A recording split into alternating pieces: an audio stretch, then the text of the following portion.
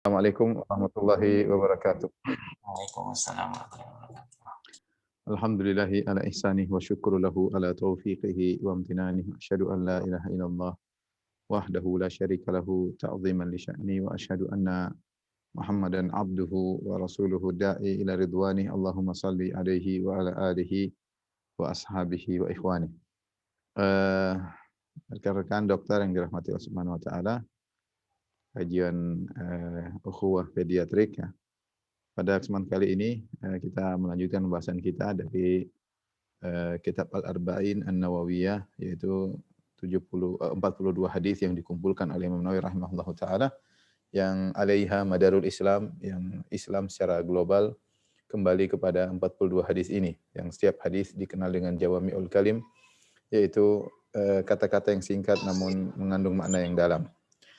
Kita sudah sampai pada hadis ke-28 tentang berpegang teguh kepada sunnah dan menghindarkan diri daripada bid'ah.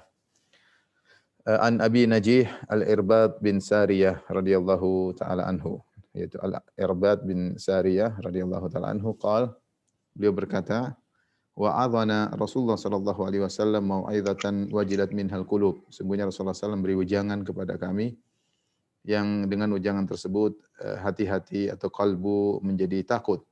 Wa dharafat minhal uyun, kemudian air mata mengalir ya. Faqulna ya Rasulullah, kami berkata, wahai Rasulullah, ka'annaha mau'izatu muwaddi'in fa'ausina. Seakan-akan ini adalah wejangan orang yang akan berpisah, maka berilah wasiat kepada kami. Maka Rasulullah SAW berkata, usikum bitaqwallah azza wa jalla was sam'i wat ta'ah. Aku wasiat kepada kalian untuk bertakwa kepada Allah. Was sam'i wat ta'ah, untuk mendengar dan taat. Wa in ta'ammaru alaikum abdun, meskipun yang jadi pemimpin kalian adalah seorang hamba. Fa innahu may ya'ish minkum, barang siapa yang hidup di antara kalian setelahku, fa sayara ikhtilafan katsira, dia akan melihat banyak perselisihan. Fa alaikum bisunnati, maka solusinya adalah berpeganglah teguh dengan sunnahku, wa sunnatil khulafa'ir rasyidin al-mahdiyina, dan berpegang teguhlah kepada sunnah para khulafa'ir rasyidin yang mendapat petunjuk. Addu 'alaiha bin nawajidh, hendaknya kalian menggigit sunnah-sunnah tersebut dengan geraham kalian. Wa iyyakum wa muhdatsatil umur, waspadalah kalian dari perkara-perkara yang baru. Fa inna kulla muhdatsatin bid'ah, karena setiap perkara yang baru adalah bid'ah. Wa kulla bid'atin dhalalah, dan setiap bid'ah adalah sesat. Hadis riwayat Abu Dawud dan Tirmidzi. Wa qala haditsun hasanun sahih, hadis yang hasan dan sahih. Hadis ini adalah penyempurna dari hadis nomor 5 yang pernah kita sampaikan dahulu dari Aisyah radhiyallahu taala anha, yang di mana Rasulullah SAW pernah bersabda, man ahdatsa fi amrina hadza ma laysa minhu fa huwa rad. Siapa yang mengadakan perkara-perkara baru dalam agama yang bukan merupakan perintah kami, maka tertolak. Man amila amalan laysa alaihi amruna fa huwa rad. Siapa yang melakukan suatu amalan yang tidak ada perintah dari kami, maka tertolak. Hadis ini juga berkaitan dengan masalah bid'ah dan kewajiban untuk berpegang teguh kepada sunnah Nabi sallallahu alaihi wasallam. Diriwayatkan oleh Al-Irbad bin Sariyah radhiyallahu anhu. Wa adzana Rasulullah sallallahu mau'izatan wajilat minhal qulub. Rasulullah sallallahu satu hari memberi wejangan. Mau'izah artinya wejangan yang berisi tentang targhib dan tarhib, tentang motivasi dan juga peringatan. Disebut dengan wejangan, bukan sekedar pengajian biasa ya, tetapi isinya adalah wejangan. Di situ ada targhib, memotivasi, dan ada memberi rasa takut ya. Yang biasanya Rasulullah SAW sampaikan ba'da subuh, dan dalam sebagian riwayat kata Ibnu Rajab Al-Hambali, nasihat ini ba'da subuh, setelah salat subuh, ba'da salatis subhi, setelah salat subuh Rasulullah SAW biasa habis salat balik kepada para sahabat, kemudian Rasulullah SAW memberi wejangan ya, memberi wejangan ya.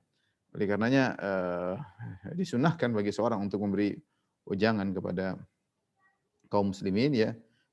Tentunya bukan berarti tiap saat, tetapi sesekali. Sebagaimana Rasulullah SAW kata Ibnu Mas'ud, yatakhawwaluna bil mau'izah makhafata sa'amah. Bahwasanya Rasulullah SAW ketika menyampaikan nasihat juga menjarang-jarangkan, tidak selalu ya. Adapun dars, nasihat-nasihat, tapi wejangan yang isinya adalah takhwif, targhib, beri peringatan dan memotivasi, ini tidak selalu Rasulullah sampaikan. Rasulullah memilih-milih waktu sehingga bisa masuk ke dalam hati para sahabat, makhafata sa'amah, kalau terus-terusan khawatir ada kebosanan. Ya, manusia memiliki sifat bosan. Makanya Rasulullah SAW pun untuk mau'izah dia pun menjarang-jarangkan waktunya. Sebagaimana Ibnu Mas'ud ketika menyampaikan mau'izah, maka sahabat-sahabatnya atau teman-temannya berkata, "Wahai Ibnu Mas'ud, kami ingin kau menyampaikan terus." Ibnu Mas'ud, saya juga ingin menyampaikan ya, tetapi dahulu Rasulullah SAW seperti itu, yatakhawwaluna bil mau'izah makhafata sa'amah. Rasulullah SAW pun tidak selalu ya, beliau memilih-milih waktu, menjarang-jarangkan agar tidak bosan ya. Dan Allah Subhanahu wa taala telah merintahkan Nabi untuk memberi mau'izah seperti dalam firman Allah Subhanahu wa taala, wa'idhum wa qul lahum fi anfusihim qawlan baligha. Nasihatilah mereka, berilah mau'izah kepada mereka, wa qul lahum fi anfusihim qawlan baligha, dan berkatalah kepada mereka qawlan balighan, itu perkataan yang meresap dalam hati-hati mereka. Allah juga berfirman, ud'u ila sabili rabbika bil hikmati wal mau'izatil hasanah. Serulah kepada jalan Rabbmu ya, bil hikmah, dengan hikmah, wal mau'izatil hasanah, dengan wejangan yang baik. Ketika para sahabat mendengar wejangan Nabi sallallahu alaihi wasallam ba'da subuh tersebut, wajilat minhal qulub, kata Al-Irbad bin Sariyah, maka hati-hati kami menjadi terenyuh, menjadi takut ya. Sampai-sampai wadharafat minhal uyun, sampai mereka pun menangis. Tidak semua nasihat Nabi membuat mereka menangis. Artinya ada nasihat yang khusus berkaitan dengan menyentuh hati, ada berkaitan dengan pelajaran-pelajaran kisah, banyak hal Nabi selalu menyampaikan nasihat-nasihat. Tapi ini nasihat spesial sehingga wadharafat minhal uyun, sampai air mata pun mengalir ya. Itu ciri-ciri orang yang beriman ya. Jika disebut ayat-ayat Allah ya, innamal mu'minuna alladzina idza dzukirallahu wajilat qulubuhum. Sungguhnya orang beriman itu kalau disebutkan ayat-ayat Allah, disebut Allah, maka hati mereka pun menjadi takut. Faqulna ya Rasulullah ya, ka'annaha mau'izatu muwaddi'in. Ya Rasulullah, seakan-akan wejangan yang kau berikan adalah wejangan orang yang hendak berpisah. Dalam sebagian riwayat disebutkan mau'izatan balighatan. Rasulullah memberikan wejangan yang merasuk ke dalam hati, yang mengena. Balighah maksudnya mengena. Dan nasihat ini tidak seperti biasanya. Para sahabat memahami seakan-akan ini nasihat perpisahan. Ibnu Rajab Al-Hambali mengatakan bisa jadi Rasulullah SAW dalam nasihat tersebut memberi isyarat bahwasanya beliau akan berpisah, akan meninggal dunia. Sebagaimana ketika Rasulullah SAW berhaji, Rasulullah SAW berkata, khudhu anni manasikakum la'alli la alqakum ba'da amikum hadha. Ambillah tata cara manasik haji dariku, bisa jadi aku tidak bertemu kalian setelah ini. Itu isyarat bahwasanya beliau akan meninggal dunia. Seperti ketika Rasulullah SAW juga mengumpulkan para sahabat di Ghadir Khum, Rasulullah juga menyampaikan bahwasanya yushiku hampir-hampir datang kepadaku Rasulur Rabbikum, utusan Rabbmu yaitu malaikat maut, fa ujib, dan aku penuhi panggilan tersebut. Ada isyarat-isyarat. Demikian juga bisa jadi dalam mau'izah kali ini yang Rasulullah sampaikan pada subuh sallallahu alaihi wasallam, ada isyarat bahwasanya beliau akan meninggal dunia, sehingga dipahami oleh para sahabat, sehingga mereka mengatakan ka'annaha mau'izatu muwaddi'in. Ya Rasulullah, seakan-akan ini adalah nasihat orang yang hendak berpisah. Jika perkaranya demikian ya Rasulullah, fa'ausina, berilah wasiat kepada kami. Ya. Tentunya kita tahu namanya muwaddi', seorang akan berpisah ya. Tentunya dia akan memberikan nasihat yang sangat berharga yang mungkin tidak akan disampaikan kedua kali. Yang sangat penting bagi orang yang memberi nasihat. Ya. Sebagaimana Rasulullah SAW mengatakan, "Shallu salata muwaddi'in," atau idza shalla ahadukum fasalli salata muwaddi'in, atau kama qala Nabi sallallahu alaihi wasallam, jika salah seorang kalian sedang salat maka salatlah seperti orang yang hendak meninggal dunia, akan berpisah, akan meninggalkan dunia ini. Bagaimana orang kalau salat kemudian dia ingin meninggalkan dunia, akan salat dengan sebaik-baiknya. Ini bisa jadi salat terakhir. Salat terakhir yang mungkin bisa menentukan dia masuk surga, sehingga dia salat dengan penuh khusyuk, dengan khidmat, dengan benar-benar perhatian ya. Karena Rasulullah mewasiatkan kita salat seperti salat orang hendak berpisah. Maka demikian juga nasihat ini ya dipahami oleh para sahabat seakan-akan orang hendak berpisah, maka mereka berkata, fa'ausina, berilah wasiat kepada kami, yaitu wasiat orang yang hendak berpisah meninggalkan kami. Maka apa wasiat tersebut? Kata Rasulullah SAW, usikum bitaqwallah, hendaknya kalian bertakwa kepada yang paling pertama. Ini wasiat kepada al-awwalin wal akhirin. Wasiat kepada orang terdahulu sampai terakhir. Dan takwa, kalimat takwa jika disebutkan dengan albir adalah maksudnya adalah meninggalkan kemaksiatan, Tapi jika disebutkan secara sendiri artinya menjalankan ketaatan, dan meninggalkan kemaksiatan. Jadi misalnya firman Allah wa ta'awanu 'alal birri wat taqwa. Salinglah tolong menolong kalian dalam albir at-taqwa. Sebagaimana kita bahas pada pertemuan lalu, albir melakukan kebajikan, takwa artinya adalah meninggalkan kemaksiatan. Karena takwa secara bahasa artinya tameng. Secara bahasanya tameng, yaitu penutup yang menghalang antara engkau dengan neraka, itu namanya takwa. Itu namanya takwa. Misalnya fattaqun nar, bertakwalah yaitu jagalah dirimu dari neraka jahanam. Ya, bertakwalah kepada Allah, itu jagalah dirimu dari azab Allah Subhanahu wa taala. Itu maksudnya bertakwa. Makanya seorang penyair ketika menyebutkan tentang takwa dia berkata khalid dzunuba saghiraha wa kabiraha dzaka tuqa wasna kamashin fawqa ardi syauqi yahdharu ma yara la takhiranna saghiratan innal jibala minal hasa. Seorang bertakwa lakukan seperti ini. Ya, khalid dzunuba saghira wa kabiraha, namanya dzaka tuqa. Namanya takwa itu meninggalkan dosa-dosa. Yang besar maupun yang kecil semua ditinggalkan. Itu namanya ketakwaan. Bukan ketakwaan orang yang dosa-dosa besar saja ditinggalkan, yang kecil dia lewati, dia jalankan, ya. Yang besar-besar enggak. Takwa meninggalkan khalid dzunuba saghira wa kabiraha, tinggalkan dosa-dosa yang kecil maupun besar. Zakat tuqa, itulah takwa yang sungguhnya. Fasna kamashin fawqa ardi syauqi yahdharu ma yara. Jadilah engkau seperti seorang berjalan di atas jalan yang penuh duri, dia waspada. Duri kecil, duri besar, dia waspada seluruhnya. Dalam kehidupan semua kita ada dosa. Kita tahu dosa, jangan lewat situ. Kita belok kiri, belok kanan, hati-hati, waspada. Selalu waspada. Ya. Kemudian jangan meremehkan dosa kecil. La tahqiranna saghiratan. Jangan meremehkan, sekali-sekali meremehkan dosa kecil. Innal jibala minal hasa. Sungguhnya gunung itu terus dari kerikil-kerikil. Ya. Dosa kecil kalau banyak bisa menjadi besar.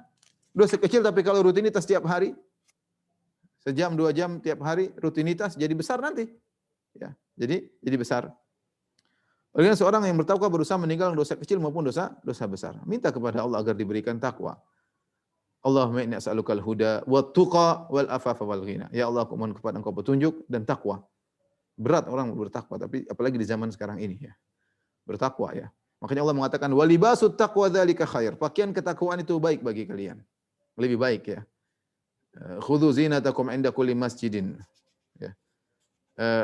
Ya bani Adam, ya, qad anzalna 'alaikum libasa yuwari sawatikum wa risha wa libasut taqwa dzalika khair. Wahai anak Adam, kata Allah Subhanahu wa taala, kami telah turunkan pakaian bagi kalian, ya, yang menutupi tubuh kalian dan juga yang lebih daripada itu. Kemudian Allah walibasut taqwa, pakaian ketakwaan lebih baik, ya. Kalau pakaian di dunia menutup aib kita di dunia, pakaian ketakwaan menutup aib kita di akhirat.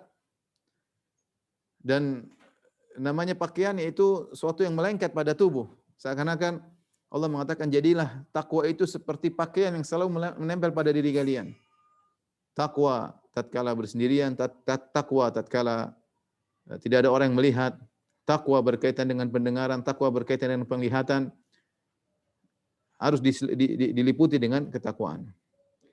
Dan tadi dikatakan orang bertakwa itu seperti orang yang berjalan hati-hati di atas jalan yang penuh dengan duri. Kalau dia tidak hati-hati, dia sudah injak duri ini, akhirnya dia cuek. Ya sudah, berlumuran darah, sudah terlanjur. Dan banyak orang seperti itu. Seperti kalau misalnya kita berjalan, kita angkat celana kita melewati sungai yang sudah lagi turun, lagi surut, kita jalan pelan-pelan supaya baju kita tidak terkena air. Tapi kalau kita sudah terjatuh, baju kita kena air, sekalian aja. Dan banyak orang seperti itu. Kalau sudah bermaksiat sekali 2 kali, ya sudahlah sekaligus. Ya, ini tobat habis itu, ya. Tapi kalau orang bertakwa sejak awal, dia waspada, selalu waspada. Kalau dia terjerumus istighfar, dia senantiasa waspada. Itu namanya takwa. Ya. Wasna kamashin fawqa ardi syauqi yahdharu ma yara. Jadilah engkau seperti orang yang berjalan di atas tanah yang penuh dengan penuh dengan duri, yahdharu ma yara. Dia waspada dengan apa yang dia lihat. Ini yang luput dari kita. Dia tidak waspada. Dia tidak waspada. Terutama dengan medsos, ya, terutama dengan internet, tidak waspada. Sehingga apa yang lihat di depan kita, kita cuekin. Bahkan kita terkadang ngirim kepada orang untuk melihat. Padahal itu di situ ada hal-hal yang haram. Kenapa? Karena kita meremehkan. Sudahlah biasa, sudah terlanjur, sudah terbiasa, enggak ada masalah. Maka ketakwaan kurang dalam hati kita ini. Kemudian kata Allah Subhanahu wa taala, kata Nabi sallallahu alaihi wasallam, "Was-sam'i wat ta'ah." Dan jangan lupa untuk dengar dan taat kepada penguasa. Wa in ta'ammaru 'alaikum 'abdun, meskipun yang menjadi pemimpin kalian adalah seorang hamba. Ini adalah akidah yang penting, akidah Ahlussunnah wal Jamaah, bahwasanya mendengar dan taat kepada penguasa yang sah, wa in kana fajiran, meskipun dia fajir, selama bukan pada kemaksiatan.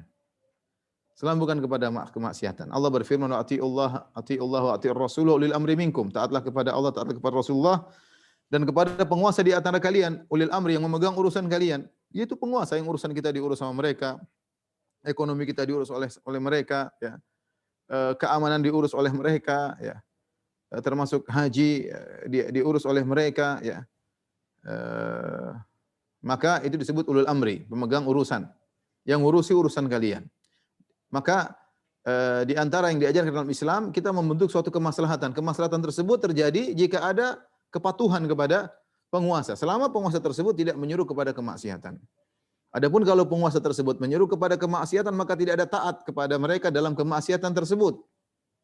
Nabi SAW bersabda, la ta'ata li makhlukin fi ma'siyatil khaliq. Tidak ada ketaatan bagi makhluk dalam rangka bermaksiat kepada Allah Subhanahu wa taala. Adapun kalau penguasa menyuruh kepada perintah-perintah yang situ ada maslahat, yang bukan maksiat, maka wajib kita untuk taat. Allah Subhanahu wa taala berfirman, atiiullaha wa atiir rasul. Taatlah kepada Allah, taatlah kepada Rasulullah. Wa ulil amri minkum, dan juga taat kepada penguasa.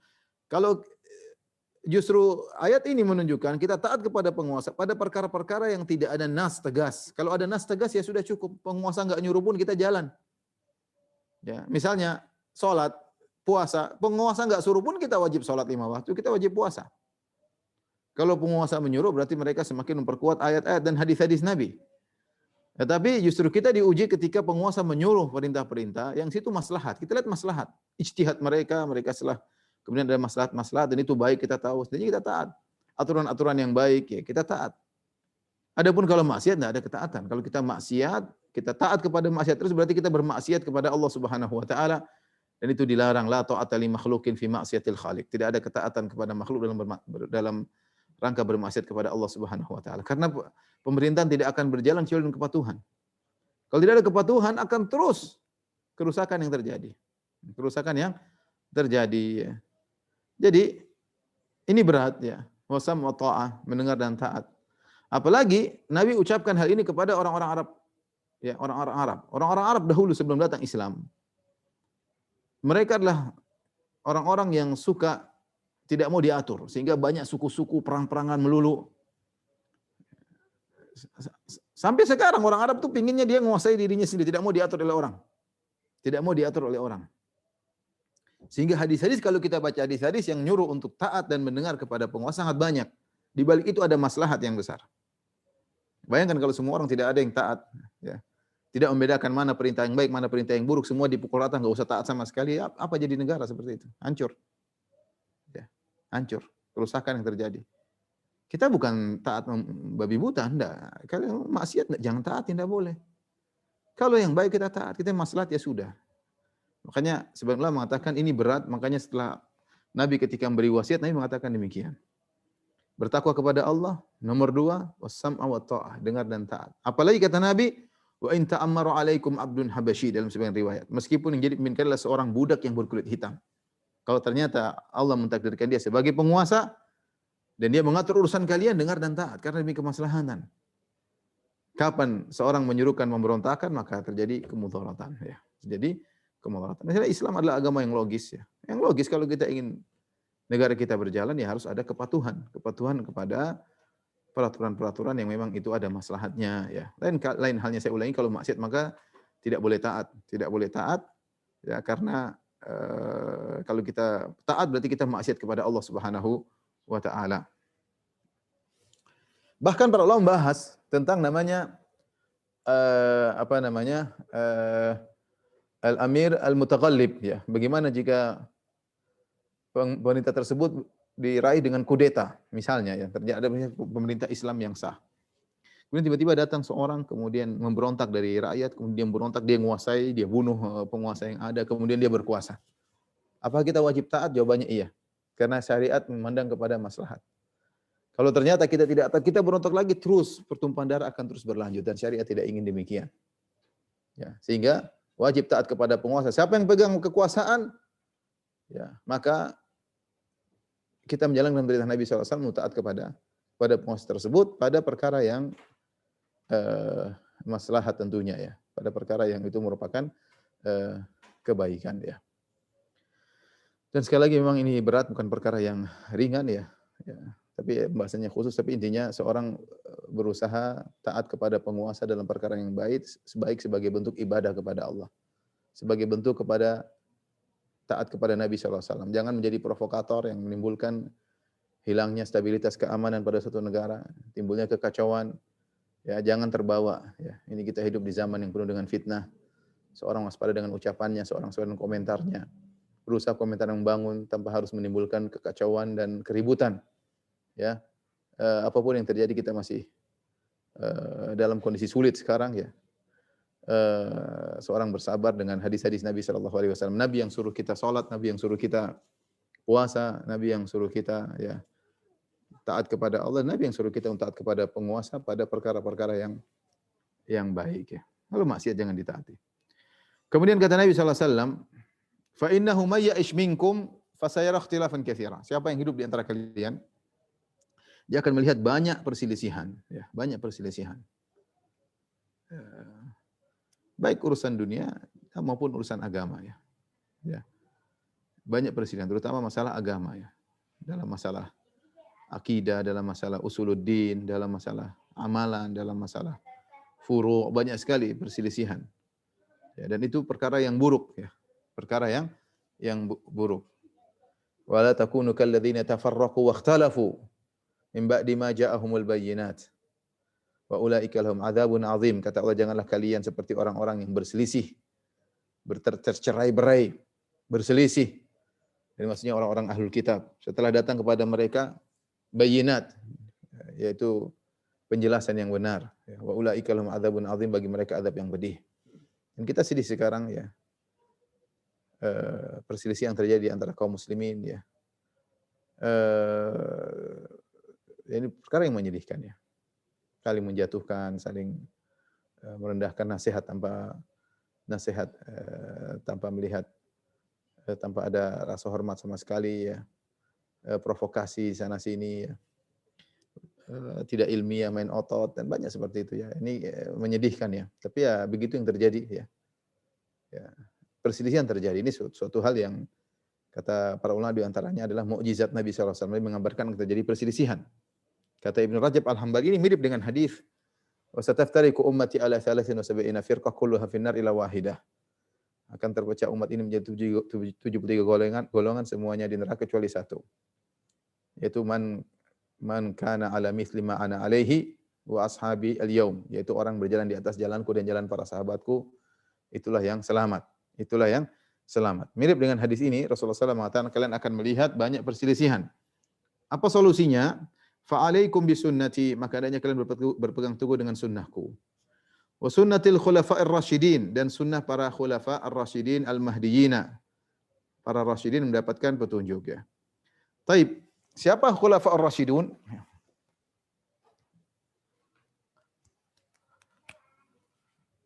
Al-khulafa' ar-rasyidun,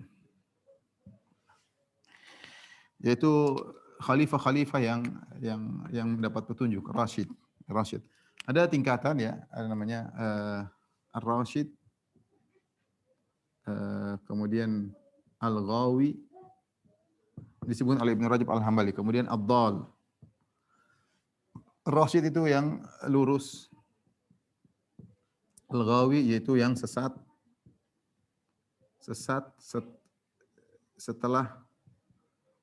dengan meninggalkan kebenaran yang dia ketahui. Itu bedanya Al-Ghawi dengan Dhal. Kalau Al-Ghawi itu sesat dengan meninggalkan kebenaran yang dia tahu. Kebenaran yang telah dia diketahui. Kalau Dhal, yaitu sesat karena tidak tahu. Nah, seorang yang rasyid, yang lurus, dia pasti dapat petunjuk, yaitu dia pasti Al-Mahdi, ya. Yaitu atau Al-Muhtadi, dapat petunjuk. Dapat petunjuk. Makanya dia lurus. Nah, Nabi di sini mensifati al-khulafa ar-rasyidin, ya. Ar-rasyidin al-mahdiyyin min ba'di, yaitu khulafa yang rasyid, yang baik, yang rasyid, para khulafa, para khalifah yang rasyid, yaitu yang lurus, yang dapat petunjuk, yang dapat petunjuk. Dan sifat al-mahdiyyin adalah sifat yang lazim, namanya lurus pasti dapat petunjuk. Oleh karenanya disebut al-mahdi, namanya sifatun lazimah. Sifat lazimah, ya. Bahwasanya orang dapat lurus pasti dapat petunjuk. Nah, siapakah mereka ini? Siapakah mereka? Para ulama sepakat mereka adalah 4 khalifah. 4 khalifah, yaitu Abu Bakar, kemudian Umar, kemudian Utsman, kemudian Ali, ya. Kemudian ditutup dengan sedikit dari Al-Hasan. Karena Rasulullah SAW bersabda, khilafatun nubuwah thalathuna sana. Kata Nabi SAW, khilafatun nubuwah thalathuna sana. Thumma yu'tillahu al-mulka liman yasha'.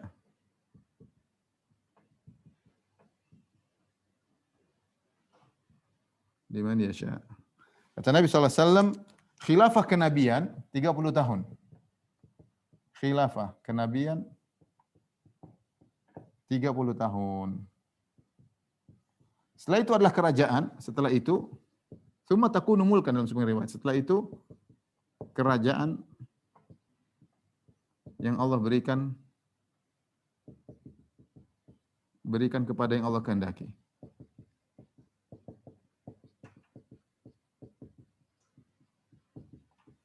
Nah, mereka ini, Abu Bakar masa pemerintahannya adalah 2 tahun 3 bulan. Umar 20 tahun 6 bulan. 20 setengah tahun, 6 bulan. Utsman 12 tahun. Ali 4 tahun 9 bulan. Hasan 6 bulan. 6 bulan. Kalau kita hitung, ya, 2 tahun tambah 20 tahun tambah 12 tambah 4, ya. Ini intinya totalnya tambah bulan-bulannya ini sama dengan 30 tahun.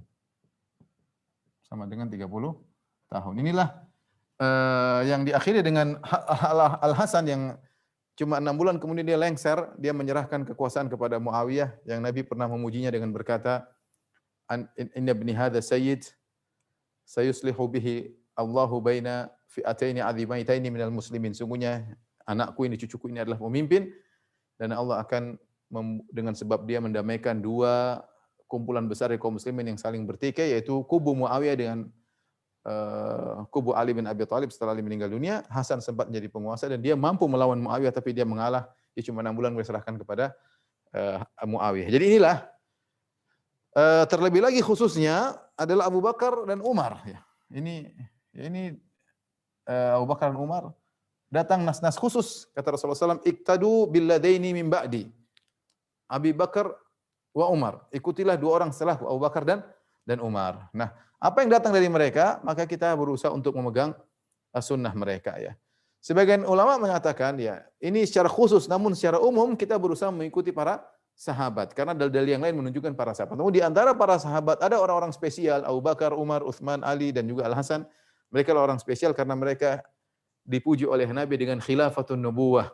Khilafah kenabian artinya mereka menjalankan kekhilafahan sesuai dengan petunjuk Nabi SAW. Setelah itu kerajaan. Sehingga mereka memiliki keistimewaan. Ya. Kata Nabi SAW, "Alaikum bisunnati wa sunnatil khulafa'ir rasyidin." Sunnahku dan sunnah para sahabatku. "Addu 'alaiha bin nawajid." Gigitlah dengan geraham kalian, ya. Kemudian hati-hatilah dengan perkara-perkara yang baru, wa iyyakum muhdatsatil umur. Jadi Rasulullah kabarkan, ya, kalau kita bilang ada problem. Problemnya apa? Problemnya adalah perselisihan. Perselisihan. Lantas apa solusinya? Solusi. Maka dua solusinya yang ditawarkan oleh Nabi SAW, dua. Yang pertama berpegang teguh dengan sunnah Nabi dan sunnah sahabat. Dan sunnah Khulafaur Rasyidin dan sunnah sahabat. Solusi yang kedua, menghindari bid'ah. Menjauhi bid'ah, jangan hati-hati. Rasulullah wa iyyakum wa muhdatsatil umur. Jadi Nabi mengabarkan bid'ah akan muncul. Ya, karena Nabi mengabarkan sallallahu alaihi wasallam mengabarkan bahwa bid'ah akan muncul. Akan muncul. Maka caranya bagaimana agar kita selamat? Hindari bid'ah-bid'ah tersebut.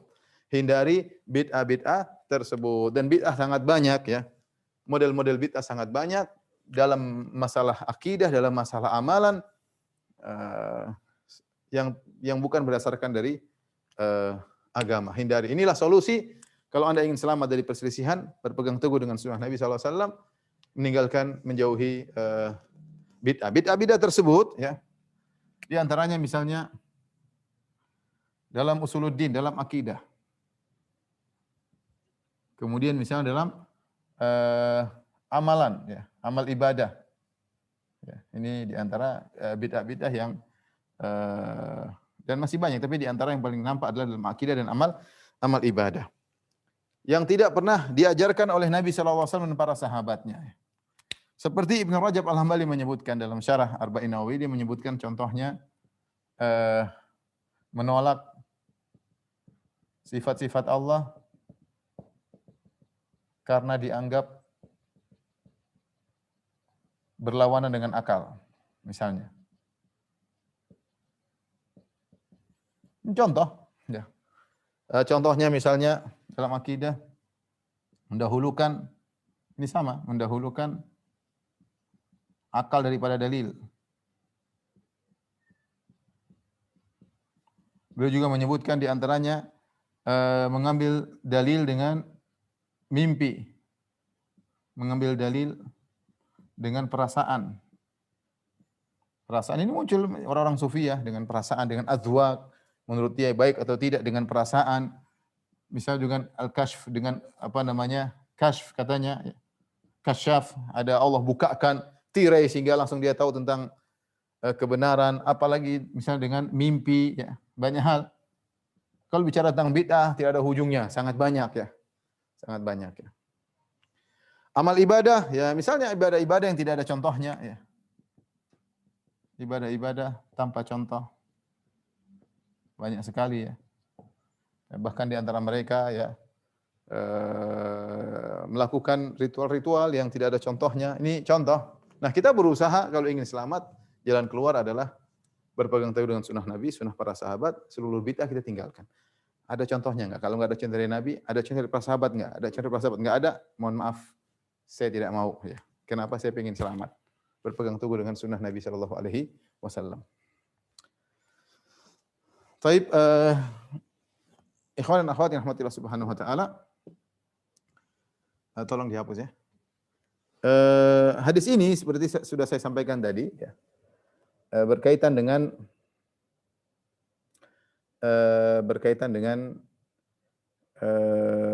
sama dengan hadis yang terkenal, dengan hadis iftiraqul ummah, dan juga di hadis yang melarang tentang masalah bid'ah ya. Karena bid'ah inilah yang kemudian menjadikan umat terpecah belah. Seandainya umat tidak melakukan bid'ah, tidak akan terpecah belah.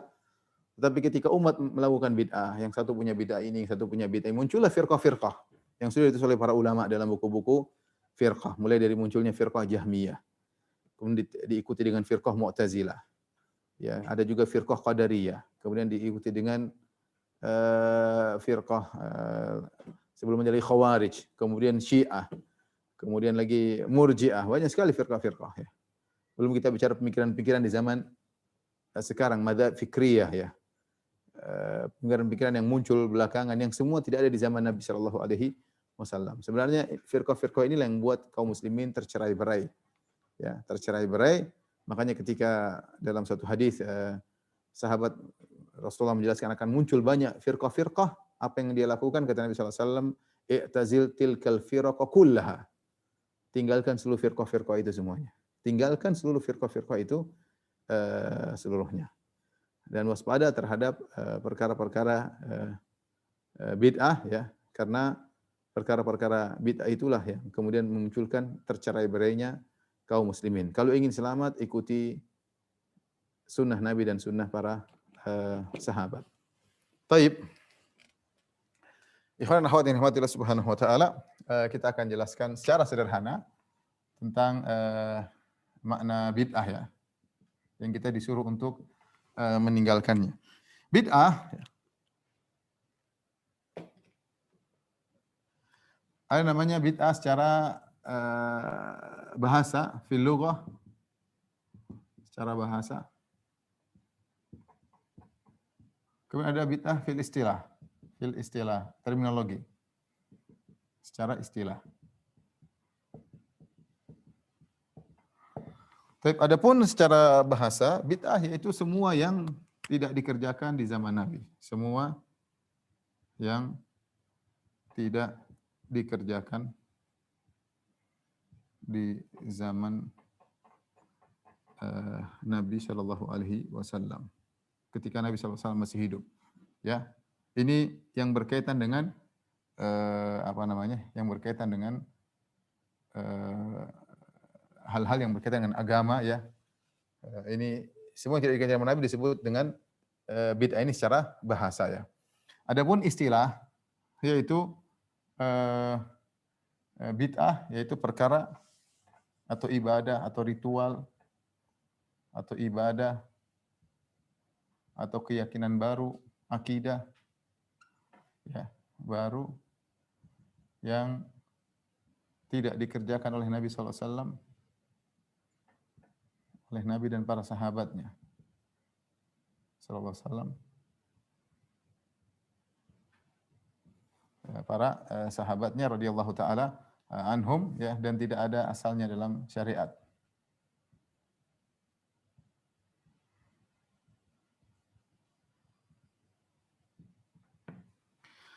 Oleh karenanya ketika sebagian orang memandang pada bid'ah secara bahasa ya, maka bid'ah secara bahasa ini ada yang baik, ada yang tidak baik ya. Sehingga ada bid'ah yang mamduha atau mahmudah, bid'ah yang baik.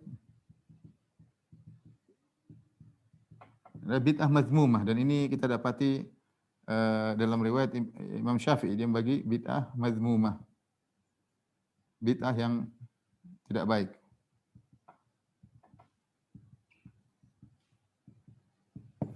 Karena dia secara bahasa maka ada baik tidak baik. Semua yang ada setelah Nabi SAW berkaitan dengan agama, ya, ini berkaitan dengan agama.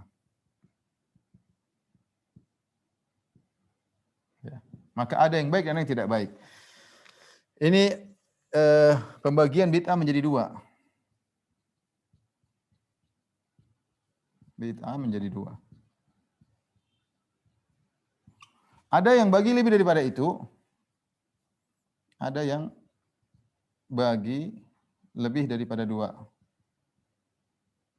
Seperti Al-Izz bin Abdissalam dalam kitabnya Qawaidul Ahkam fi Masalihil Anam. Ya. Beliau membagi bid'ah menjadi lebih daripada dua. Ya. Beliau bagi bid'ah yang baik ini, beliau bagi ada yang bid'ah yang wajib. Yang wajib. Kemudian ada bid'ah yang sunnah, yang mustahab, dan bid'ah yang boleh ya. Adapun bid'ah yang madhmumah, tercela ya, haram ya, mungkin makruh misalnya. Taib. Apa yang mereka contohkan ketika mereka mengatakan bid'ah? Perhatikan Nabi SAW dalam hadisnya mengatakan kullu bid'atin dhalalah. Kullu bid'atin dhalalah. Semua bid'ah sesat.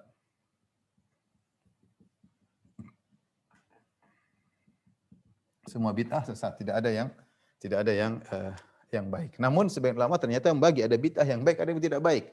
Kenapa mereka terpaksa membagi ini? Karena mereka mengatakan bid'ah secara bahasa, ya. Semua agama yang perkara baru di zaman Nabi tidak ada, kemudian dikerjakan setelah Rasulullah SAW meninggal, maka mereka bingung ternyata ada yang baik tidak baik ya. Sehingga terpaksalah dibagi menjadi bid'ah yang baik dan bid'ah tidak baik. Tapi kita lihat contohnya apa sih? Bid'ah yang baik. Ternyata kalau kita lihat contoh yang disampaikan oleh Al-Iz bin Abdissalam misalnya ya, adalah contoh-contohnya seperti contohnya ya. Bid'ah yang wajib misalnya ilmu nahwu misalnya. Di zaman Nabi orang tidak ada belajar ilmu nahwu. Ilmu nahwu misalnya. Kemudian ilmu jarh wa ta'dil.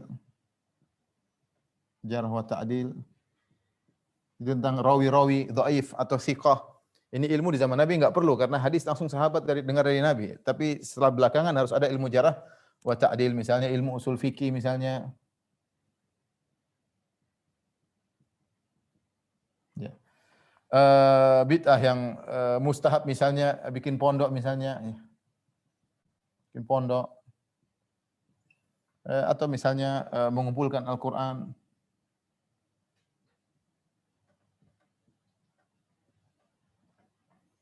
Dan mereka sebutkan contoh seperti ini ya. Mereka tidak menyebutkan suatu ritual-ritual ibadah, tapi yang mereka contohkan adalah seperti ini. Adapun yang haram mereka sebutkan seperti yang haram seperti akidah Jahmiyah, akidah yang haram ya. Akidah yang menyimpang.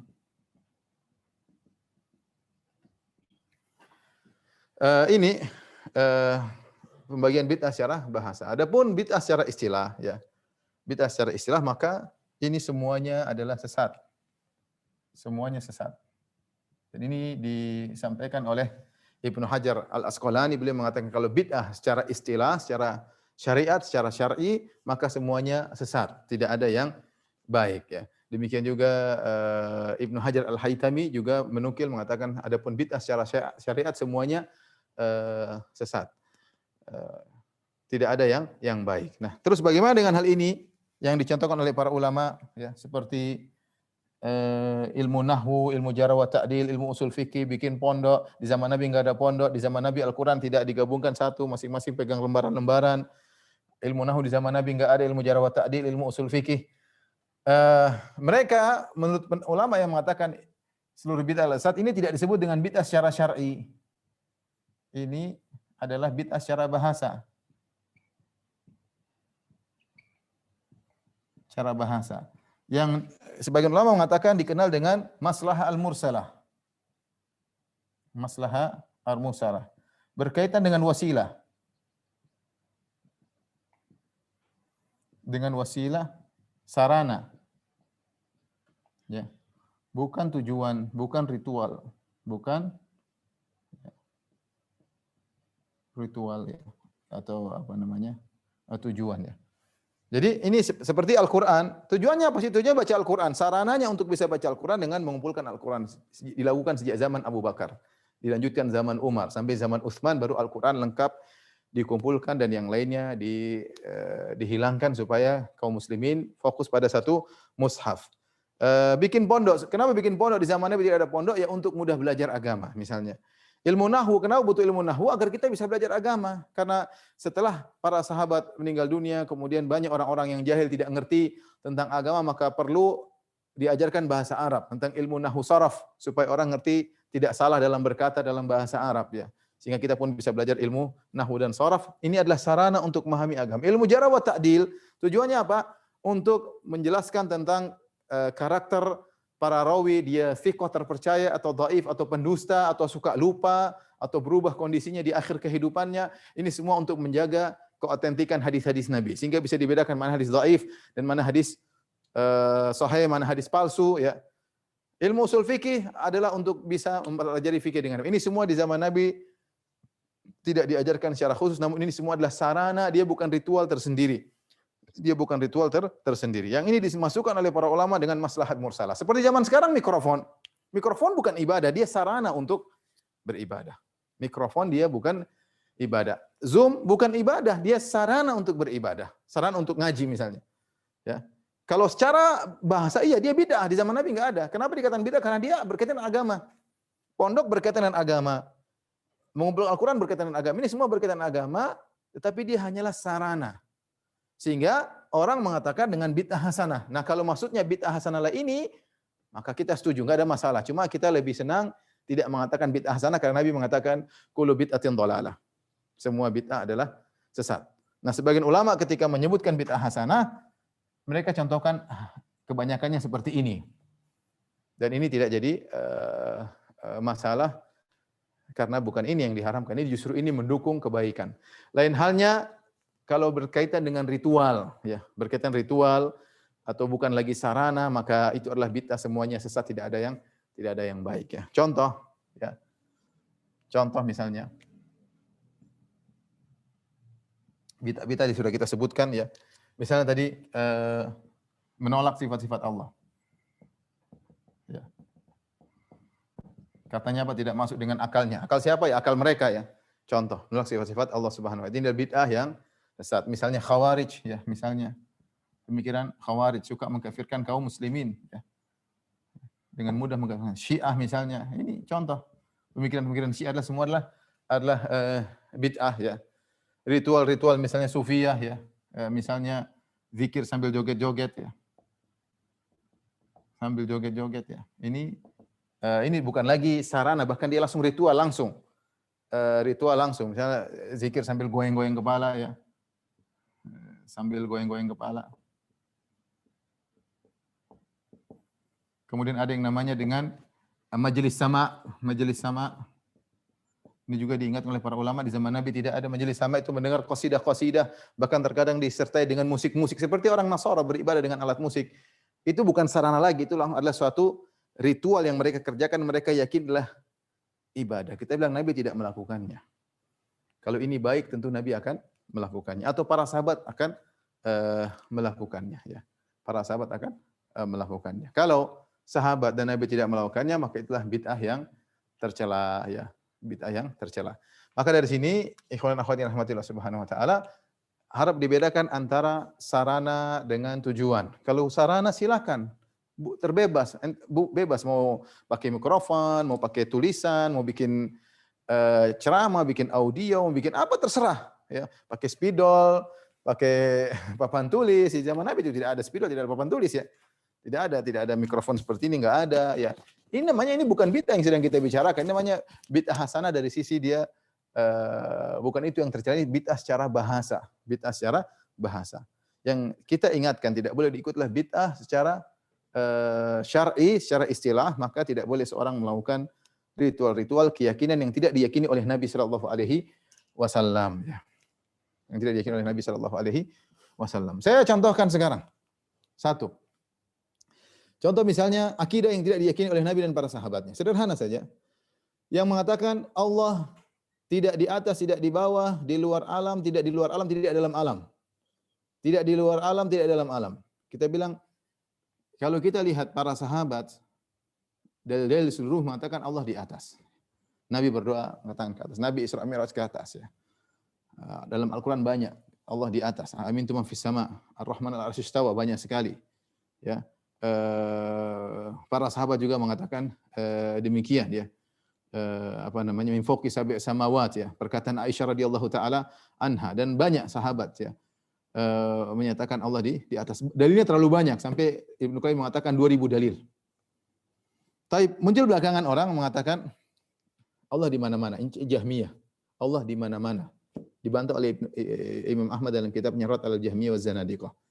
Mudah pertama. Yang mengatakan Allah di mana-mana, Nabi pernah mengatakan demikian atau tidak? Para sahabat pernah mengatakan, satu saja sahabat pernah mengatakan demikian. Enggak ada yang mengatakan demikian. Muncul orang Mu'tazilah. Dia mengatakan bahwasanya Allah tidak di atas, kemudian tidak di bawah, tidak di dalam alam, tidak di luar alam. Kita bilang dalilnya mana? Enggak ada dalilnya, akal logika, murni logika. Tapi ini ayat terlalu banyak sampai 1000 dalil, mau diapain? Ditolak, ditakwil. Ditakwil. Tapi yang ditakwil terlalu banyak loh, 1000 dalil.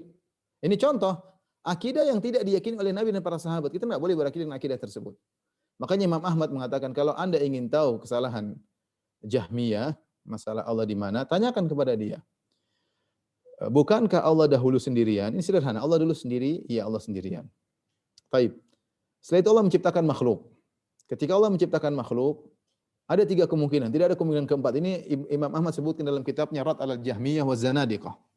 Bagaimana cara membantah mereka? Allah dulu sendiri, sepakat kita. Belum ada makhluk. Setelah Allah ciptakan makhluk cuma 3 kemungkinan. Kemungkinan pertama, Allah kan ketika sendirian Allah berzat, ada zatnya, iya. Enggak mungkin kita bilang Allah tanpa zat. Allah berzat. Ada, nyata dan ada zatnya. Setelah Allah menciptakan zat makhluk, ada 3 kemungkinan. Kemungkinan pertama, zat makhluk tersebut Allah ciptakan dalam dirinya. Kemungkinan kedua, zat makhluk tersebut Allah ciptakan di luar zat Allah, kemudian Allah pindahkan makhluk ke dalam zat Allah. Kemungkinan yang ketiga, Allah Subhanahu wa taala ciptakan makhluk di luar dan Allah biarkan begitu saja di luar. Cuma 3 kemungkinan, enggak ada kemungkinan yang keempat. Ini contoh, saya contohkan satu bid'ahnya menganggap Allah tidak ada di bawahnya. Dulu Allah sendirian ya. Ada cuma 3 kemungkinan. Kemungkinan pertama, Allah ciptakan makhluk dalam dirinya. Dalam dirinya. Yang kedua, Allah ciptakan 3 kemungkinan.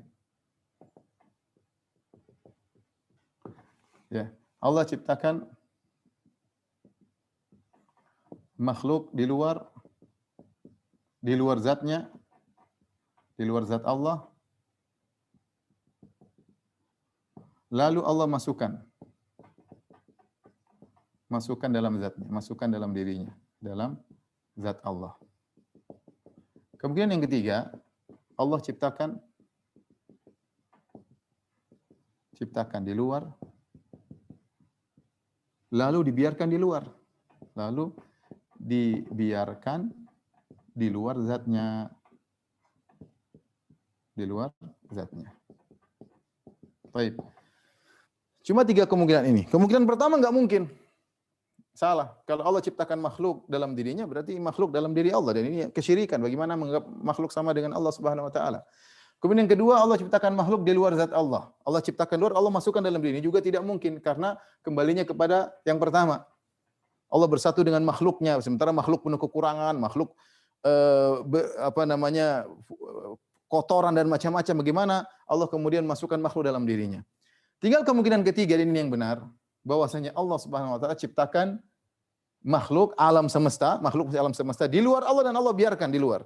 Nah, konsekuensi dari Allah di luar alam itu Allah di atas. Makanya kenapa kita ke arah ke atas? Karena Allah di luar alam. Penghujung alam kemana? Di atas. Kita sekarang di tengah alam. Semakin mau keluar dari alam, ke arah atas. Maka Allah di atas. Nah, kita tanya sama mereka yang mengatakan Allah tidak di atas, tidak di bawah. Tapi kita sama mereka, gampang. Allah ada zatnya enggak? Ada zatnya. Makhluk punya zat atau tidak? Punya zat. Sama-sama punya zat. Tanyakan, zat Allah itu di luar alam atau dalam alam? Andainya mereka menjawab tidak di dalam alam, tidak di luar alam. Itu namanya Allah tidak ada. Cuma 2 kemungkinan. Allah, sekarang kita tanya, Allah di luar alam atau dalam alam? Atau Allah zatnya bersatu dengan alam? 3 kemungkinan saja. Allah di luar alam, atau Allah zatnya bersama dengan zat alam, ya, atau Allah ya di dalam alam. Kita Ahlus Sunnah mengatakan Allah di luar alam. Allah di atas arsy. Arsy makhluk tertinggi. Dan itu penghujung alam. Allah di luar alam. Selesai. Berarti di mana? Di atas. Nah, mereka bingung karena mereka bilang kita enggak boleh bilang Allah di arah. Loh, dalil terlalu banyak. Nabi sampai nunjuk ya Allah begini. Nabi sampai kalian akan melihat Allah seperti melihat ke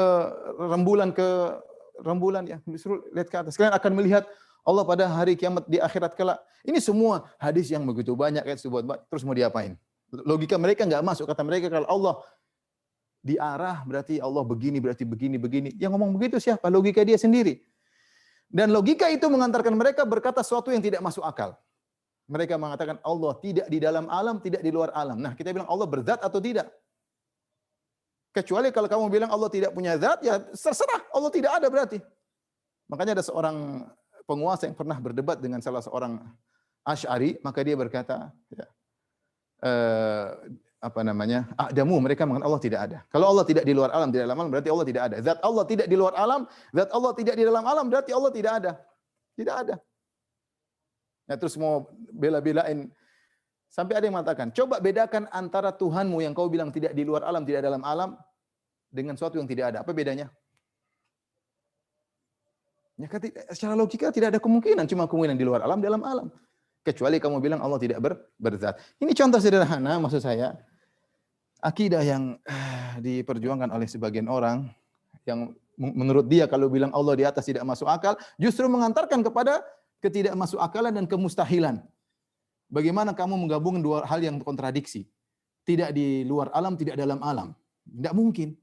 Karena cuma kemungkinan dalam alam atau di luar alam. Ketika kamu menggabungkan dua-duanya, timur dan barat sekaligus, ini tidak masuk akal. Ada dan tidak ada, ini namanya menggabungkan dua kontradiksi, ini perkara yang mustahil.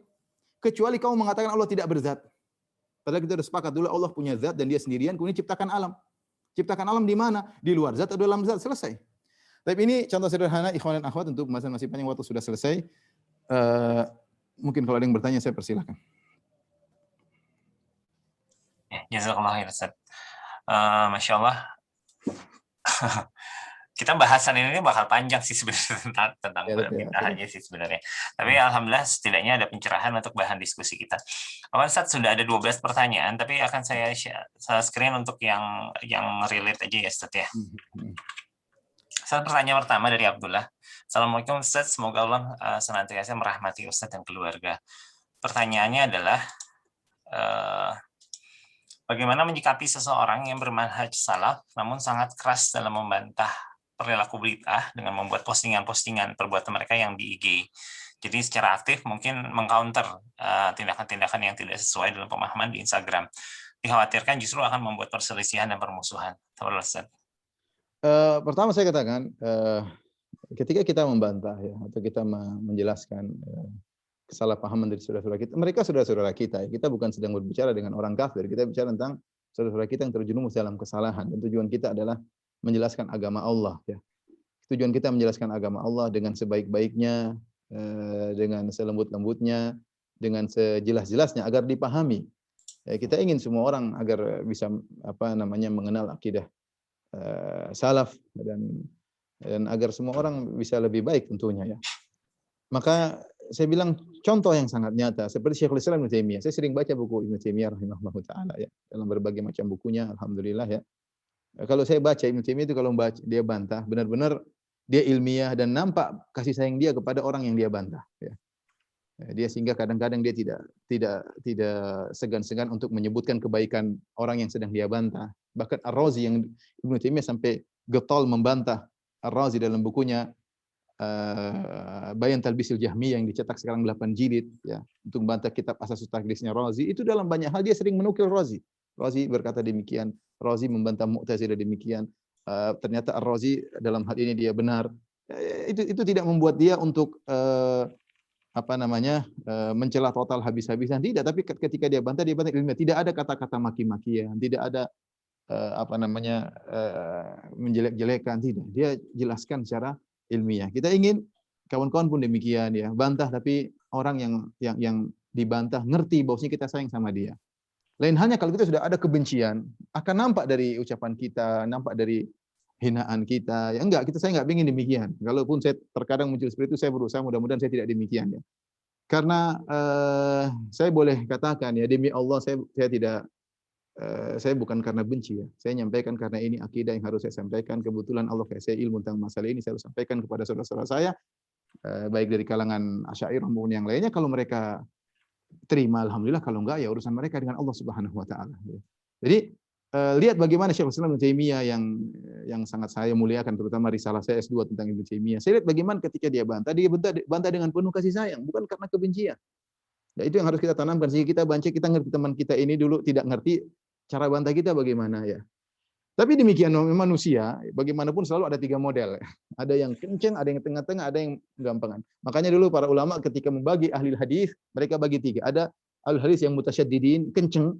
Kalau menyikapi orang dajjal langsung ada, model di dajjal ada ulama seperti itu. Maka ulama tersebut kemudian diklasifikasi. mutasyaddidin, ada yang mu'tadilin, ini mu'tadil seperti Imam Ahmad, ya, Imam Bukhari, ada yang mutasahilin, dikit-dikit sahih thiqah. Di antaranya Ibnu Hibban. Sampai yang punya kesalahan-kesalahan dibilang thiqah. Ya, jadi selalu ada tiga model, dan itu selalu manusia. Zaman sekarang kita mensikapi corona, ada 3 model. Ada yang kenceng luar biasa, ada yang tenang, ada yang santai kayak nggak ada corona. Itu manusiawi seperti itu. Maka kita tidak ingin kawan-kawan di kelompok mutasyaddidin, kita ingin kelompok di tengah, mu'tadil. Silakan bantah dengan ilmiah, semua ilmiah nggak ada masalah. Kita ilmiah. Mereka bantah kita ilmiah juga nggak ada masalah. Yang hindarkan adalah lafal-lafal mencaci maki, menghinakan, menggoblok-goblokkan, nggak perlu. Kita ini sama-sama kaum muslimin. Urusan kita masih banyak orang-orang muslim di luar yang mungkin ingin keburukan dengan kita, masih banyak orang muslim yang harus kita dakwahi. Maka kita tetap memperingatkan, tetapi dengan kasih sayang, itu maksud saya. Sehingga orang yang ketika mendengar apa yang kita sampaikan, meskipun dia benci sama kita, dia tahu orang ini ingin kebaikan. Dan itu yang saya dapat dari Syekhul Islam Ibnu Taimiyah rahimahullahu taala. Tidak perlu kita balas cacian dengan cacian. Jadi masalah sebagian orang baru ngaji, dapat cacian-cacian, langsung dia balas dengan cacian, jangan, bahkan cacian lebih parah lagi. Jangan ya. Wallahu a'lam bishawab. Ya, Masya Allah, Ustaz. Jadi mungkin catatannya adalah pada saat kita mendapatkan seperti itu, nawaitu untuk mengingatkannya seperti apa mungkin ya, Ustaz ya? Apakah memang dalam konteksnya berdebat, atau memang sebenarnya karena sayang ingin mengingatkan teman? Ada adab-adab di situ ya, Ustaz ya? Iya, ada adab seperti itu, ada ya. Kita mendebat itu ibadah atau bukan? Wajadilhum billati hiya ahsan. Kata Allah, berdebatlah dengan yang terbaik. Terbaik dengan caci maki, goblok, dasar, dajjal, setan, wah. Lengkap ya. Saya pun digitu-gituin orang, sih biasa aja. Dia juga maksudnya dari mereka yang baru ngaji, yang mungkin menurut dia saya ini perusak, ya sudahlah, saya biarin aja. Mau dibilang, sampai saya pernah ketemu orang, dia ikut ngaji saya waktu di Gunung Kidul ngisi, terus dia datang. Dia bilang, Ustaz, saya kejar antum, Ustaz. Kenapa? Saya pertama ngaji gara-gara saya lihat antum diberi gelar dengan Fir'aun. Saya penasaran, Fir'aun ini kenapa? Akhirnya saya dengar, ini saya ngaji, akhirnya saya ketemu antum sekarang, alhamdulillah. Saya bilang ya udahlah. Maksud saya santai aja. Antum bukan memberi hidayah kepada orang, antum hanya menjelaskan. Hidayah di tangan Allah Subhanahu wa taala. Tugas antum kalau dia dapat hidayah sebab antum dapat pahala. Kalau antum maki-maki dia semakin jauh, antum bisa bermasalah dengan Allah Subhanahu wa taala. Ya, makanya kata Ali bin Abi Thalib, hadithun nasa bima ya'rifun aturiduna ayukadziballahu wa rasuluhu, sampaikanlah kepada manusia dengan apa yang nalar mereka. Apakah kau ingin Allah dan Rasulnya dustakan? Kalau kamu ketika debat bilang nama-nama hewan, kemudian dajjal, kemudian ini goblok, dasar, mampus, kamu segala macam, kira-kira dapat hidayah atau tidak? Benci. Saya dulu tidak kenal sunnah. Saya dulu benci dengan sunnah. Demi Allah dia benci dengan sunnah. Saya dulu ada ustadz di Jogja, saya waktu masih kuliah. Saya debat dia di majelis. Saya bukan tipe, maksudnya dalam hal itu saya tidak takut. Saya debat, saya sendirian mungkin, yang lain semua orang udah ngaji. Saya debat, ustadz debat di majelis. Dan saya ingat itu ustadz tersebut tidak bisa jawab waktu itu. Tetapi saya ingat, meskipun saya lagi ganas-ganas seperti itu, ada seorang ikhwan, saya masih ingat dia pegang tangan saya, ngobrol. Saya tertarik karena senyumannya, ya. Saya tertarik karena kebaikannya, ya. Artinya ketika saya lagi debat ustadznya, dia tidak tersinggung, dia tidak marah, dia tidak ngamuk, ya. Ya maksud saya itu, saya dapat hidayah bukan saya dimaki, Firanda kamu brengsek baru kemudian saya dapat hidayah, enggak. Antum dulu dapat hidayah gimana? Dimaki-maki orang baru dapat hidayah? Kan enggak, antum dapat hidayah karena antum ada yang lembut, ada yang baik, ya. Maka demikian pula masuk dalam medsos ini, hati-hati ya. Yang lembut-lembut saja, santai-santai aja, jangan cepat terpancing emosi. Ngapain terpancing emosi? Ada yang maki-maki antum, anggap saja itu anak kecil, bisa jadi bencong yang sedang maki, bencong kok dihadapi, ya tahu sendiri ngapain kita lah, udahlah santai-santai aja ya. Santai aja. Wallahu a'lam bishawab. Ya, jazakallah Ustaz. Saat pertanyaan yang kedua ini sebenarnya dari Abu Karas, sepertinya sudah sih Ustaz, cuma menegaskan ya. Pemahaman tentang istilah bid'ah hasanah tadi sudah disampaikan oleh Ustaz. Jadi salah satu contohnya adalah jam dinding Ustaz. Misalkan menggunakan jam di masjid untuk menunjuk waktu sholat. Menurut beberapa orang ini adalah bid'ah, sedangkan merujuk tadi semua bid'ah adalah dhalalah. Itu bagaimana petunjuknya? Jadi tadi sudah kita jelaskan, ini berkaitan dengan sarana. Kalau sarana tidak jadi masalah, ya bebas. Jadi jam ditaruh di dinding itu bid'ah hasanah, ya. Sebagian orang mengatakan maslahat mursalah, sebagian orang mengatakan bid'ah hasanah. Kalau ini disebut bid'ah hasanah enggak ada masalah. Ini bid'ah secara bahasa, itu bid'ah memang bid'ah yang baik, bukan ritual. Ritual misalnya seorang membuat sholat sunnah 2 rakaat setelah sa'i. Kita tahu kalau kita umrah ada 2 rakaat setelah tawaf. Kalau tiba-tiba ada orang berkreasi bikin 2 rakaat setelah sa'i, kita bilang apa? Nggak boleh. Ini bagus kok. Saya sholat, emang saya mau dihukum gara-gara sholat? Kita bilang nggak boleh. Kalau kamu boleh bikin begitu, boleh bikin, ngapain Nabi diutus? Sudah kamu bikin umrah tipe sendiri kalau begitu ya. Sama enggak mungkin juga kita kemudian misalnya sholat Id kita adzan dan iqamat. Kalau kita pakai logika adzan bagus. Kita agungkan Allah di hari yang indah ini, kita adzan. Kalau perlu kita adzannya 3 kali, beda. Kalau orang dibuat kreasi dalam ibadah akan melebar. Kira-kira antum larang enggak kalau ada orang adzan 3 kali? Sholat Idul Fitri misalnya. Kira-kira yang buat antum bisa melarang dia apa coba? Saya tanya antum, coba kita berpikir sama. Misalnya saya nih, saya adzan 3 kali. Adzan 3 kali ada yang datang. Firanda, enggak boleh adzan 3 kali. Saya bilang kenapa? Kenapa enggak boleh? Adzan memang enggak bagus. Bagus. Terus kenapa enggak boleh ya? Kita kira-kira jawabannya apa? Tidak ada tuntunannya paling Ustaz. Ya, itu aja jawabannya. Kalau kita bilang jelek nggak mungkin, azan bagus. Ya. Kalau bilang 2 kali nggak ada contoh, ya memang nggak ada contoh, tapi kan Nabi nggak pernah larang. Saya bisa aja bantah. Nabi kan nggak pernah larang. Nabi memang nggak ada contoh, tapi nggak pernah larang. Nggak ada jawaban kita kecuali cuma satu. Nabi tidak pernah mencontohkan. Selesai. Ini ritual bukan sarana. Iya. Nggak ada cara lain. Sama ketika kita mendebat orang yang sholat 2 rakaat setelah sa'i, nggak ada caranya kita bantah dia kecuali kita bilang ini tidak dicontohkan oleh Nabi. Kalau kita bilang buruk, ya selesai. Kalau nggak begitu, nggak akan bisa. Berarti tidak ada contoh dari Nabi berkaitan dengan ritual, itu suatu dalil. Menunjukkan tidak boleh. Ya. Kalau nggak kita buka ini, maka semua orang boleh melakukan ritual ibadah. Wallahu a'lam bishawab. Iya, Masya Allah. Jadi mafahimnya, Ustaz ya, mafahim kebenarannya dia berdasarkan logikanya, berdasarkan kultur, berdasarkan kebiasaan. Ini yang harus dibalikan lagi ke sunnah dan Quran nanti adanya dikembalikan. Masya Allah nih, dan ini bakal sering kita ketemukan sih, Ustaz. Kayak gini. Nggak apa-apa, baik, tenang-tenang aja, ya, nggak usah, tenang aja, diskusi santai aja. Kalau Anda merasa diri Anda tidak mampu kuat dalam berdiskusi, suka emosi, jangan usah berdiskusi. Berarti bukan bidang Anda, biarkan yang lain. Tidak semua orang harus masuk dalam perdebatan. Karena Allah mengatakan wajadilhum billati hiya ahsan, berdebatlah dengan yang terbaik ya, dengan terbaik ya. Karena kita ingin dia dapat hidayah ya. Dan tugas kita hanya mengingatkan ya Ustaz ya, dalam artian hujah kita sudah selesai gitu ya Ustaz. Karena saya lihat begini, ada banyak orang masuk dalam dunia perdebatan, sementara dia emosional, sumbu pendek. Jangan, kamu bikin masalah seperti kamu nggak usah atau tidak. Kamu bagian aja, bagian mengaji aja, nggak usah bagian debatkan. Bagian orang lain aja yang masuk dalam perdebatan yang santai, yang niatnya baik, yang tulus, tidak cepat emosi. Saya pernah diskusi sama orang di Mekah. Ketika dia merasa kalau dia sedang pergi keluar ibadah pahalanya 100.000 kali lipat. Nah, saya diskusi aja, saya bilang, Masya Allah, ini lagi hajian. Saya bilang, mohon maaf, 100.000 kali lipat, dalilnya di mana ya? Dalilnya di mana?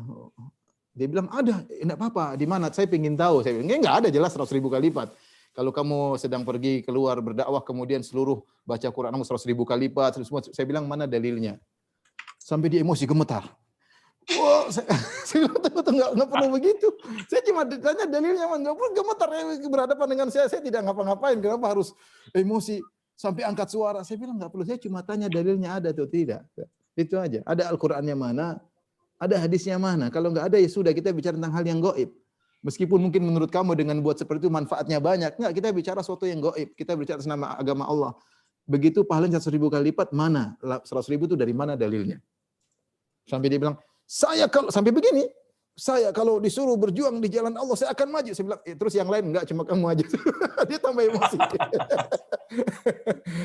Tapi intinya, udahlah, kalau kata Allah, wa'arid anil jahilin. Kalau ada orang tidak kuat bikin mudarat, sudah, jangan dilayani, jangan digubrisi. Di antara sifat ibadur rahman, wa idza khatabahumul jahiluna qalu salama. Kalau orang jahil ngomong sama dia, salama. Dia berpisah dengan kata-kata yang baik. Tidak perlu kemudian balas emosi dengan emosi. Ini saya ingatkan kepada diri saya juga kepada para ikhwan-ikhwan ya. Jangan menjadi penghalang bagi dakwah.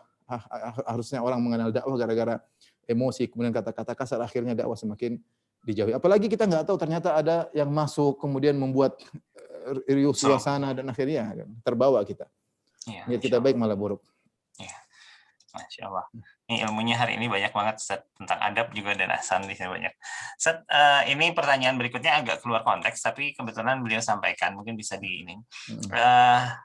Assalamualaikum Ustaz. apakah kita sebagai Muslim di Indonesia belum menjadi orang yang beriman dalam definisi karena belum menyiarkan syariat Islam secara kafah, sebagaimana dalam An-Nisa ayat 65. Apa hukumnya bekerja sebagai penegak hukum yang bukan hukum Islam? Suratnya ini mungkin saat yang jadi rujukan beliau adalah Surat An-Nisa ayat 65. Ya, ini Ustaz, udah saya sampilkan Ustaz. Oh ya. Fala wa rabbika la yu'minun. Tentu kalau kita bicara tentang Islam yang sempurna, iya. Islam yang sempurna dia harus menunaikan segala syariat dengan baik ya. Adapun namanya Islam yang sah, orang kalau sudah mengucapkan syahadatain, kemudian dia tidak melakukan hal-hal yang membatalkan keimanan, dia tetap seorang muslim. Meskipun dia melakukan dosa besar. Adalah seorang masuk Islam kemudian ternyata dia misalnya berzina, taruhlah dia membunuh orang, taruhlah durhaka kepada orang tua, dia masih muslim. Masih muslim, meskipun dia muslim yang fasik, yang imannya sangat kurang. Tapi tidak kita katakan dia keluar dari Islam. Ayat ini berkaitan dengan Islam yang sempurna. Islam yang sempurna adalah orang yang menerima Rasulullah SAW sebagai nabinya. Raditu billahi rabba wal islami dina wa bi Muhammadin nabiyya. Kalau Anda ridho Nabi Muhammad SAW sebagai nabimu, maka apapun keputusannya Anda terima. Kalau masih Anda grundel, berarti iman Anda tidak sempurna. Ya. Sejauh mana tidak sempurna, lihat. Sampai kalau misalnya Anda melihat Nabi ini enggak beres, itu bisa kufur. Tapi kalau gerundel artinya saya belum bisa terima, lain, itu hal lain halnya. Banyak orang tahu hukum Nabi tapi tidak bisa. Banyak wanita saya tahu, dia tahu jilbab itu wajib tapi dia belum bisa pakai. Tapi dia enggak nolak. Dia enggak nolak. Tapi halnya kalau dia bilang apa sih Muhammad ini kok bikin jilbab itu kafir kalau begitu. Lain. Jadi tingkat penolakan itu berbeda-beda ya. Ya kita paling tidak kita terima, bisa mengerjakan atau tidak itu urusan belakangan. Yang penting saya tahu yang terbaik adalah yang diajarkan oleh Rasulullah sallallahu alaihi wasallam, diajarkan oleh Muhammad bin Abdullah sallallahu alaihi wasallam, itu yang terbaik. Kalau kita sampai pada derajat tersebut, apa yang Nabi sampaikan kita terima, berarti iman kita semakin sempurna. Makanya Rasulullah SAW mengatakan, Allah mengatakan, wa ma kana lil mu'minin wala mu'minatin idza qadallahu wa rasuluhu amran ay yakuna lahumul khiyaratu min amrihim. Tidak pantas bagi seorang lelaki mukmin dan juga seorang wanita mukminah kalau Allah dan Rasulnya sudah kasih keputusan, mereka masih punya pilihan yang lain ya. Masih punya pilihan yang terkadang timbul dalam hati seorang, misalnya kenapa sih harus sholat di masjid misalnya ya. Tapi dalam hati dia tidak bisikan setan, dia lawan. Pasti syariat itu yang terbaik, cuma saya lagi malas. Itu beda. Beda dengan dia menentang, ngapain sholat di masjid? Apa ngapain di masjid? Itu lain, menentang syariat namanya. Itu gerundel, marah-marah dengan keputusan Nabi. Berarti dia tidak ridho Nabi sebagai Muhammad SAW sebagai nabinya. Allah alam bisawab. Mungkin pertanyaan terakhir, Mas Arifin. Boleh, Ustaz. Ini kebetulan agak rumit. Nah, kayaknya pas ini jadi pertanyaan terakhir, Ustaz. Bagaimana kalau kita diminta menjalankan satu acara yang tidak ada tuntunannya, tapi terjebak dalam kondisi yang rumit? Ini kasus seorang anak di mana kasusnya adalah tahlilan untuk rahimahullah bapaknya. Secara pemahaman dia tidak setuju, tetapi karena yang meminta adalah ibu dan keluarga besarnya. Bagaimana sikap yang sebaiknya dia ambil, karena kalau tidak dilakukan akan melanggar perintah ibu, dan dia takut dalam durhaka. Tapi kalau anak saya berkeras, akan menyebabkan pertengkaran keluarga, dan ini sudah terjadi ternyata, Ustaz. Mungkin beliau mencoba menjelaskan, tapi ternyata tidak diterima. Ustaz, kapan? Saya secara hukum asal dia bersabar. Secara hukum dia bersabar. Yang penting dijelaskan baik-baik, tidak perlu debat-debat. Tetap meskipun ibunya nggak ngerti ya, ibunya nggak ngerti. Ibunya merasa ini adalah suatu bentuk bakti kepada orang tua. Yang kalau tidak dilakukan berarti tidak sayang kepada ayah dan yang lain. Itu yang terjadi di masyarakat. Perkara yang di zaman Nabi tidak ada, sekarang diwajibkan. Diwajibkan, bukan tidak wajib lagi, bukan sunnah, wajib. Kalau orang tidak mengerjakan, seakan-akan dia tidak berbakti, tidak sayang, seakan-akan nguburin kucing, dan itu terungkap. Dan itu bagaimana suatu perkara di zaman Nabi tidak wajib, kok sekarang bisa jadi wajib? Itu contoh bid'ah. Contoh bid'ah. Makanya kalau kita dapat perkataan ulama Syafi'iyah, mereka semua melarang ini semua ulama Syafi'iyah. Saya sudah pernah bahas dalam buku saya ya. Makanya ini contoh bid'ah yang nyata di zaman Nabi tidak ada. Sekarang bukan lagi cuma mubah, bukan cuma boleh, bukan cuma sunnah, jadi wajib. Wala dan barok dibangun di atas hal tersebut. Perkara yang tidak ada di zaman Nabi. Kamu tidak kerjakan, kamu Wahabi. Kamu tidak mengerjakan, kamu tidak sayang sama bapakmu. Kamu durhaka sama orang tuamu. Bagaimana di zaman Nabi suatu yang tidak ada dijadikan barometer untuk wala dan barok, loyal dan kebencian. Ini aneh. Tapi itu yang terjadi. Nah, tugas kita lihat masyarakat seperti, sampaikan baik-baik ya. Kalau saya berusaha, saya nasihat kepada dia bertahan saja, tidak usah ikut, tetap bertahan, tapi tetap lembut, tetap ramah ya, kecuali kalau benar-benar terpaksa lain cerita ya. Namanya hukum keterpaksaan berbeda sendiri. Seorang terpaksa melakukan hal yang dilarang itu banyak bisa terjadi, dan semoga Allah memaafkan karena dia mukrah, terpaksa. Tapi selama dia masih bisa bertahan, dia masih kuat, maka jalani saja dengan senyum, dengan minta pertolongan kepada Allah Subhanahu wa taala, dengan kesabaran. Tidak semua debat orang tua kita layani. Dia nggak ngerti mau diapain, ya. Nggak usah ngerti. Tapi begitu selesai ibu marah-marah, kita berkhidmat kepada orang tua, kasih hadiah, senangkan. Itu cuma seperti itu ya. Mudah-mudahan mereka, dan sambil berdoa semoga kita semua dapat hidayah. Tapi Kalau demikian dalam, saja. Sat, Gimana? apa penegasannya ya, Sat? Kalau dalam kasusnya Fulana tadi, misalkan artinya yang dilakukan mencoba tidak hadir itu boleh, Sat? Boleh, Atau boleh, akhirnya nggak ada terpaksa masalah. duduk di situ tapi tidak melakukan bacaan Ya kalau memang tahlilannya? terpaksa, seandainya dia sampai pada tingkatan terpaksa, kalau dia tidak hadir maka akan terjadi yang lebih parah, yang ya sudah dia hadir tapi sudahlah dia Tidak ikut sekedarnya ritualnya saja. mungkin, Itu Sat? namanya terpaksa. Hukum terpaksa banyak ya. Itu namanya terpaksa, dia sudah tidak mampu menghadapinya. Ada orang yang mampu, saya suruh mampu bertahan. Sabar ya. Ya, sabar. Betapa banyak teman-teman kita dulu seperti itu, dia bersabar, akhirnya sunnah bisa berkembang dengan kesabaran tersebut. Ya, dengan kesabaran tersebut sunnah bisa berkembang. Kalau semuanya terpaksa ya enggak. Tapi ada kasus tertentu yang memang terpaksa. Kita pun dalam kasus tertentu kita terpaksa banyak ya, banyak. Contoh, kita naik pesawat, sampingan sama cewek, terpaksa mau diapa? Mau Ya. bisnis kelas nggak ada duit. Bisnis kelas pun terkadang cewek di sampingnya, gimana? Ya misalnya kita kan nggak boleh berdampingan sama cewek. Ya terus gimana, terpaksa? Itu contoh terpaksa yang harus kita kerjakan mau tidak mau ya. Bisa saja saya nggak berdakwah di sana, bisa. Tapi ada kebutuhan, kita harus berangkat ke sana berdakwah. Terkadang kita di pesawat sudah maksiat. Ini contoh keterpaksaan yang kita mungkin lakukan. Jadi saya cuma sarankan bersabar. Kalau memang masih bisa dihindari dengan lembut, idfa billati hiya ahsanu sayyi'ah, balas keburukan dengan kebaikan. Tapi kalau memang terpaksa ya sudah enggak apa-apa, ya, istighfar dan insya Allah tidak jadi masalah karena terpaksa mau diapain. Wallahu a'lam bishawab. Demikian saja kata Nabi, alaikum bisunnati wa sunnatil khulafair rasyidin, berpegang teguh dengan sunnahku dan sunnah para sahabatku, abdu 'alaiha bin nawajib, gigitlah dengan geraham kalian. Wabillahi taufiq wal hidayah. Assalamualaikum warahmatullahi wabarakatuh. Waalaikumsalam warahmatullahi wabarakatuh. Jazakallah, Ustaz. Masya Allah, hari ini kita dapat banyak ilmu.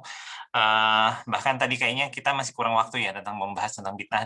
Masih ada 8 pertanyaan. Tapi paling tidak pertanyaan-pertanyaan tadi mungkin bisa mewakili karena saya lihat ada beberapa yang serupa.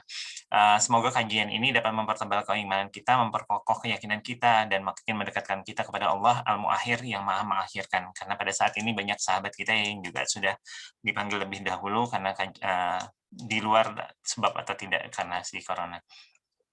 Karena pada dasarnya kematian tidak mengenal tua ataupun sakit. Sebagai catatan akhir tadi, kata kunci yang kita pegang adalah ada problem dalam hal ini adalah perselisihan, ada perbedaan-perbedaan, tetapi solusinya hanya dua, yaitu berpegang teguh pada sunnah Nabi dan sunnah sahabat, jauhi bid'ah, dan Nabi sendiri sudah menyampaikan bahwa bid'ah itu akan muncul. Demikian yang bisa kami sampaikan untuk saat ini, mudah-mudahan bermanfaat untuk semuanya. Insya Allah kita akan ikuti kajian-kajian berikutnya bersama Ustadz Firanda dan juga dari Oka Pediatrik. Adapun yang benar semua bersumber dari Allah, kita terima melalui wasilahnya dari lisannya Ustadz Firanda. Lalu untuk yang salah itu murni bersumber dari ketidaksempurnaan kami. Mohon dimaafkan dan dihalalkan atas kehilapan ini. Marilah kita tutup kajian ini dengan membaca doa kafaratul majelis. Subhanakallahumma wa bihamdik asyhadu an la ilaha illa anta astaghfiruka wa atubu ilaik. Mohon maaf untuk teman-teman yang tidak sempat terbacakan ataupun tidak bisa diskusi live, tapi insyaallah pada saat berikutnya mudah-mudahan kesempatan yang bisa diberikan. Wabillahi taufiq wal hidayah. Wassalamualaikum warahmatullahi wabarakatuh.